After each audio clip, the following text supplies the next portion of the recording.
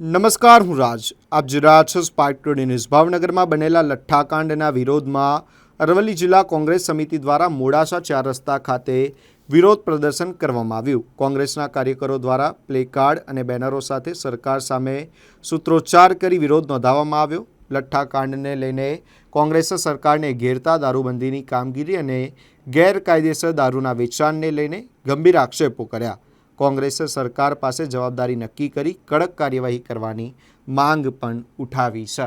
ગાંધી અને સરદારના ગુજરાતમાં જ્યારે આપણા આ રાજ્યની અંદર દારૂબંધી હોય છતાંય આજે પડદા પાછળ જે પ્રમાણે સરકારની તિજોરી ભરવા માટે, હપ્તાખોરી કરવા માટે, ભ્રષ્ટાચાર કરવા માટે, પોલીસ તંત્રનો દુરુપયોગ કરીને જે પ્રમાણે આજે દારૂની છૂટ રેલમ છેલ આ ગુજરાતની અંદર જ્યારે હોય અને ઘણી વખત કોંગ્રેસ દ્વારા આ બાબતને લઈને વારંવાર અમે ધરણા પ્રદર્શન કર્યા, વિરોધ પ્રદર્શન કર્યા, લેખિતમાં આવ્યું, છતાંય આ સરકારના આંખ અને કાન નથી ખુલતા.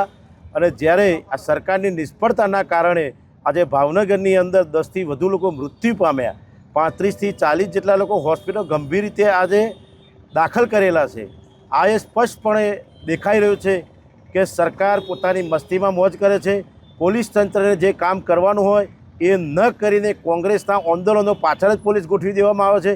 પ્રજાના પ્રશ્નો ઉઠાવવાના હોય ત્યારે પોલીસની જે કામગીરી છે, અડ્ડાઓ બંધ કરાવવા, ગુનાખોરી બંધ કરવી, ભ્રષ્ટાચાર બંધ કરો, એની જગ્યાએ સરકારની સુરક્ષામાં, સરકારની પેલી વ્યવસ્થામાં કોંગ્રેસ જ્યારે પ્રજાના પ્રશ્નો ઉઠાવે ત્યારે પરમિશનો ન આપવી અને એવા જે કાર્યક્રમો કરતા હોય પ્રજાના પ્રશ્નોને, એમાં પોલીસ તંત્રનો દુરુપયોગ કરવાનો. જ્યારે જરૂર શું છે કે આવા જે દારૂના દૂષણો હોય, જે અડ્ડાઓ ચાલતા હોય, ગુનાખોરી થતી હોય, ત્યાં સ્પષ્ટપણે આ હોમ ડિપાર્ટમેન્ટની, ગૃહમંત્રીની એક નાકામી સામે આવી છે. અને આજે આ સરકારની ગૂઢ નાકામીને કારણે બિચારા નિર્દોષ લોકો આજે મૃત્યુ પામે છે. એ બાબતને લઈને આજે જિલ્લા કોંગ્રેસ અરવલ્લી આજે મોડાસા 4 રસ્તા ખાતે વિરોધ પ્રદર્શન કરી અને ધરણાનું પ્રદર્શન કરવામાં આવેલ છે. કોંગ્રેસની માગણી છે કે સરકાર આ બાબતને કડક કાયદો બનાવવો જોઈએ.